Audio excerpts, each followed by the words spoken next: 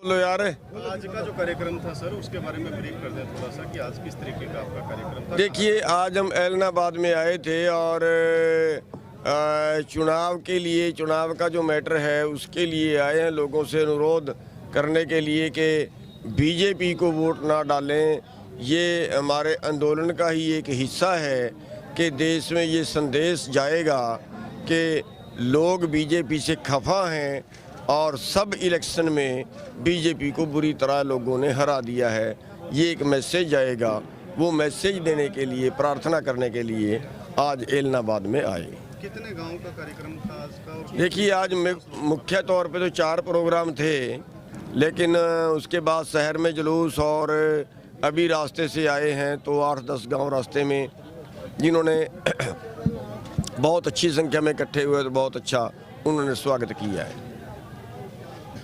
गुलाम जी, एक आप आज दिन भर में मैंने आपको देखा, आप एक बात कह रहे हैं कि बीजेपी को वोट नहीं देनी तो किसी को दे दो, तो ये भी मान के चलें कि लोग इन लोगों को वोट दे दें क्योंकि उन्होंने तो किसानों के लिए इस्तीफा भी दिया था।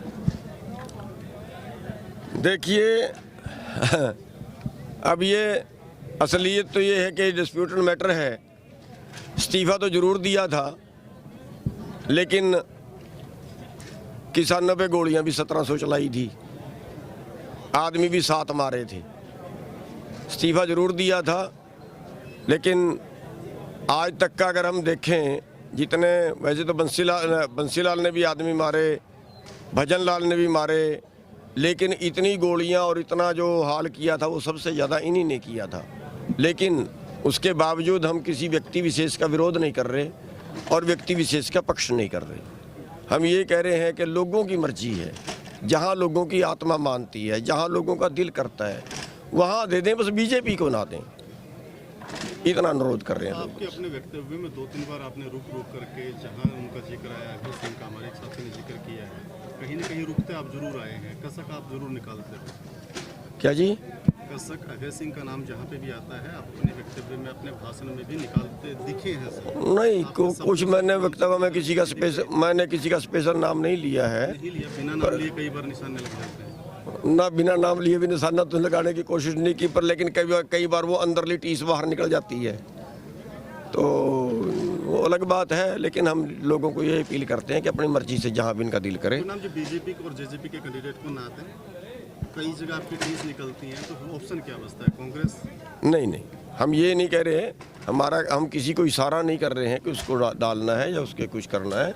हमारा कोई इशारा किसी तरह का नहीं है। लोग अपने विवेक से जहाँ उनको ये लगे कि यहाँ ठीक है। और हम एक बात और कह रहे हैं कि इस चुनाव में किसान मोर्चे का कोई उम्मीदवार नहीं है।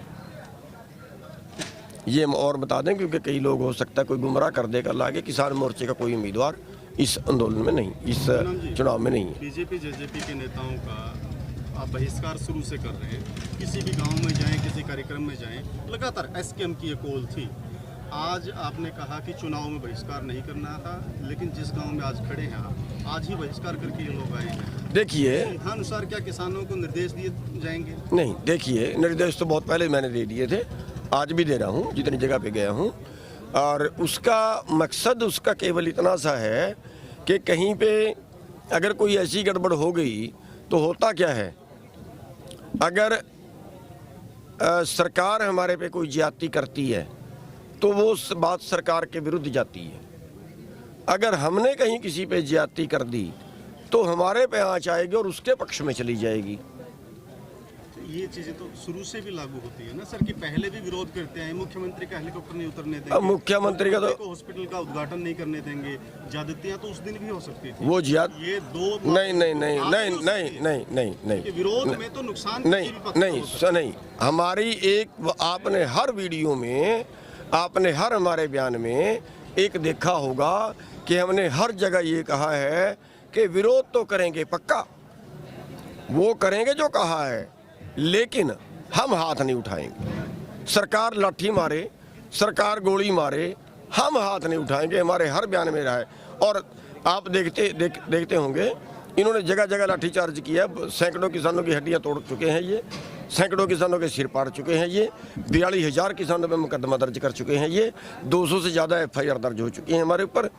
लेकिन आज तक एक जगह भी हमने हाथ नहीं उठाया, हमने बट्टा नहीं मारा, हमने तोड़ फोड़ आगजनी नहीं की।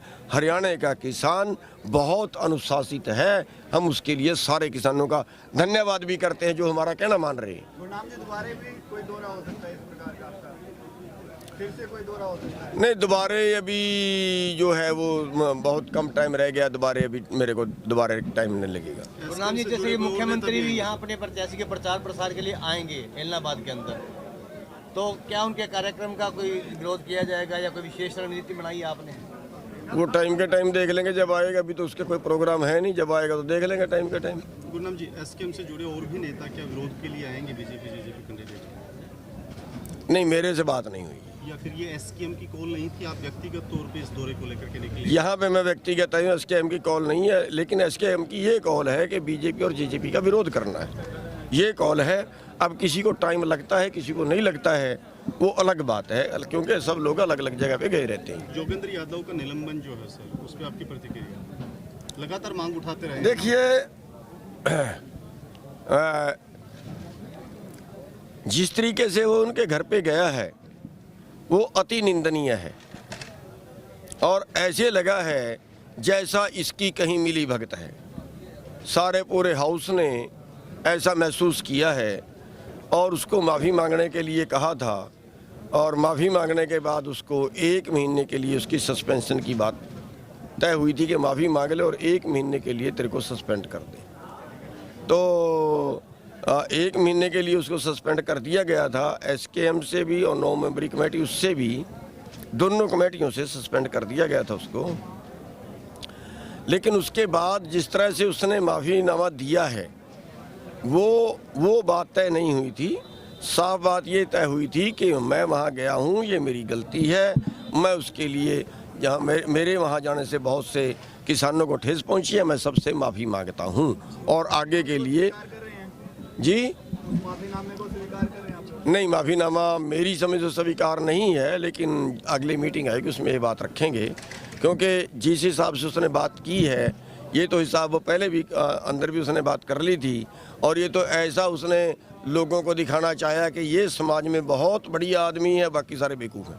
सर, आपने जवाब में पहली लाइन में ये कहा कि वो वहाँ गए और लगता है कि उनकी अपनी मिली भगत है, ये समझ नहीं आया कि किस तरीके की? मैं ये कह रहा कि हमें पूरे हाउस को ये लगा कि इसकी कहीं बीजेपी से मिली भगत है, तब उनके घर पे गया। सिर्फ बीजेपी, वरना कहीं न कहीं इस हत्याकांड में भी उनकी मिली भगत है जी। सिर्फ बीजेपी से मिली भगत का आरोप आप लगा रहे हैं, या फिर उस जो भी हत्याकांड हुआ? नहीं, हत्याकांड नहीं, हत्याकांड में उसका कोई हाथ नहीं हो सकता। वो इल्जाम हम कैसे लगा देंगे हत्याकांड में? वो तो सिर्फ इतना है कि उनके गया, वो ये दिखाना चाहता है देश को मैं बड़ा न्यायवादी हूँ। अरे किस बात का न्यायवादी? उन्होंने हमारे 5 आदमी मार दिए एक जीप चढ़ा के, आज तक किसी एक बीजेपी के नेता के अंदर संवेदना नहीं जागी। हम उनके घर पे जाके आए, कुचलने वालों के घर पे जाके आए, मतलब हद ही कर दी ना। तो इसलिए वो स्वीकार्य नहीं है। पूरे हाउस ने का ये फैसला था कि वो सरेआम सीधे सीधे माफ़ी मांगे, लेकिन वो भी उसने गोल गोल घुमा दी। चलो जी, बहुत शुक्रिया। Thank you.